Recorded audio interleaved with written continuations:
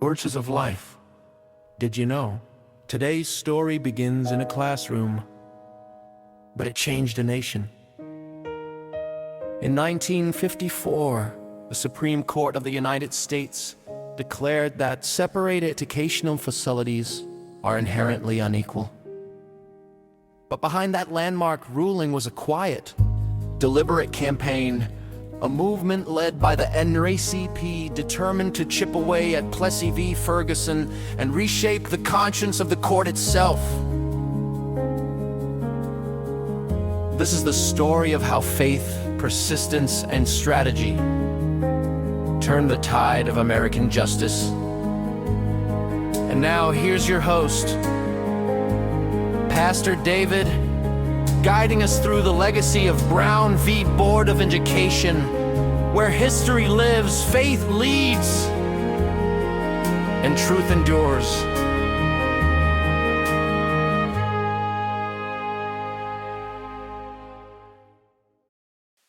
Thank you for joining us on Voices of Life. I'm Pastor David. Did you know that the Supreme Court's unanimous decision in Brown v. Board of Education didn't happen overnight? It was a result of decades-long, carefully orchestrated campaign, a quiet legal revolution led by the NAACP, designed to dismantle Plessy v. Ferguson, one precedent at a time. The long shadow of Plessy, this goes back, of course, to 1896. Plessy v. Ferguson declared that segregation was constitutional so long as facilities were separate but equal. But in practice, equality never existed. Black schools were underfunded, overcrowded, and deprived of basic resources. That doctrine became the cornerstone of what they called Jim Crow, legitimizing racial separation across the South. Now, we do have to say something about the term Jim Crow, as it has no direct correlation to segregation, but it was used by blacks and abolitionists as a punchline. So it was just a slogan that stuck. So this is how millions of Americans now associate Jim Crow with segregation laws, even though, again, they didn't have anything to do with each other. The term began as a name of a blackface minstrel character invented by Thomas Dartmouth Rice 30 years before the Civil War, back in the 1830s. So by the early 20th century, the injustice was clear, but the path to overturning it was not. The Supreme Court rarely reversed itself, and the political climate was hostile to civil rights. So the NAACP chose a different battlefield, and they called it education. The NAACP's legal strategy was just chip away, chip away, chip away. So beginning in the 1930s, the National Association for the Advancement of Colored People, led by Thurgood Marshall, developed a methodical plan.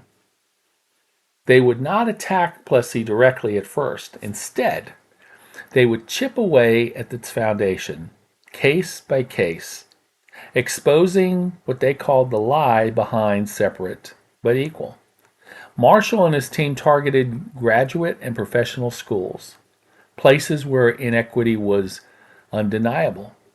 Between 1938 and 1950, they won a series of victories. The first one was Missouri XL Gaines versus Canada in 1938. States had to provide equal facilities within their borders. The second one was Sweatt versus Painter in 1950. Separate law schools could never offer equal quality. The third one was McLaurin versus Oklahoma in 1950. Segregation with a single institution violated equal protection. Each case chipped away at Plessy's logic, forcing the court to confront the truth. Separation itself created inequality. This is not coincidence. It was a conspiracy in the service of justice.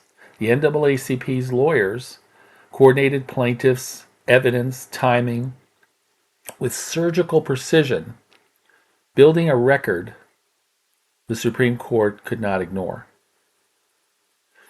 Now here's the turning point. Linda Brown. So by 1951, the strategy reached its climax in Topeka, Kansas. An 8-year-old named Linda Brown lived near a white elementary school, but was forced to attend a black school across town. Her father, Oliver Brown, tried to enroll her and was denied. 13 families joined together to sue the Topeka Board of Education. Their case became the lead among 5 consolidated cases from Kansas, South Carolina, Virginia, Delaware, and Washington, D.C., all challenging school segregation. The question before the court was simple but profound.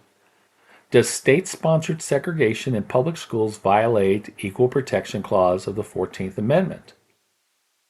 The Supreme Court and Earl Warren's leadership made a determination, because when the court first heard the arguments in 1952, it was very divided. Then Chief Justice Fred Vinson died, and President Dwight Eisenhower appointed Earl Warren.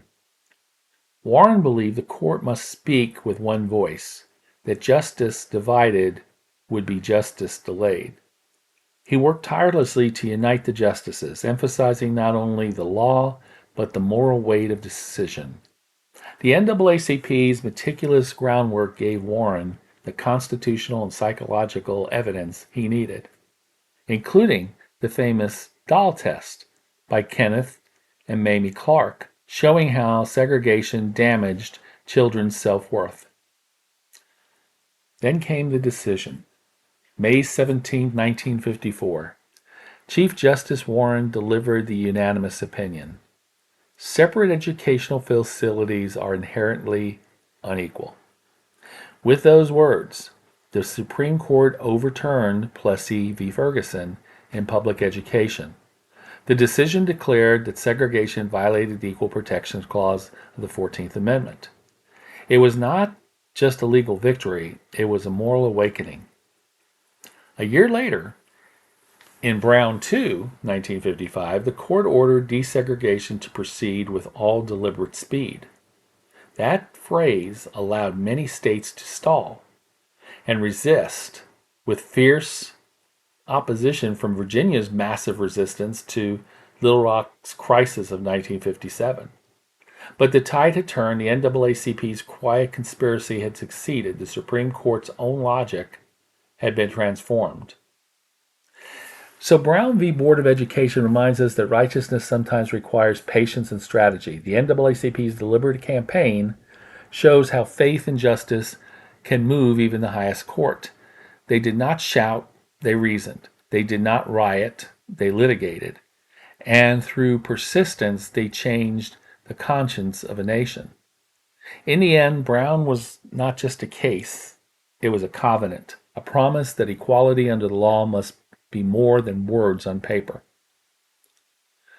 So there's lots to learn from this about how change can be affected through legal battles, chipping away, being patient, moving forward. And I think the key point here is by peaceful legal means. We know that history has shown with racial tensions and different events that have occurred that there have been violence that have broken out during protests. Peaceful protests are fine, but when violence breaks out, it changes everything. It changes public opinion, and it is illegal. This is Voices of Life, where history lives, faith leads, truth endures. I'm Pastor David. Thank you for joining me, and we'll see you next time.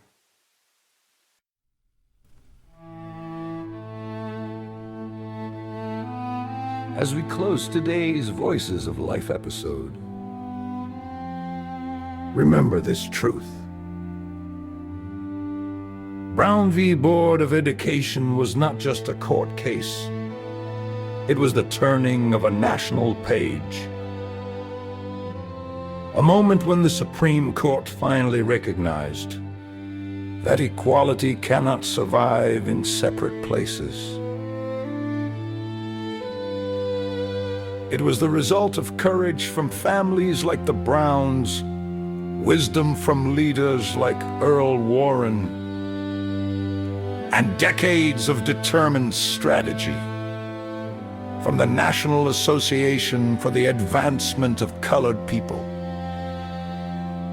quietly chipping away at Plessy v. Ferguson until the court could no longer ignore the weight of justice. And through it all, the hope for a better future never faded. Thank you for joining us today. On behalf of Pastor David, we remind you that history lives, faith leads, and truth endures. Until next time, grace and peace to you.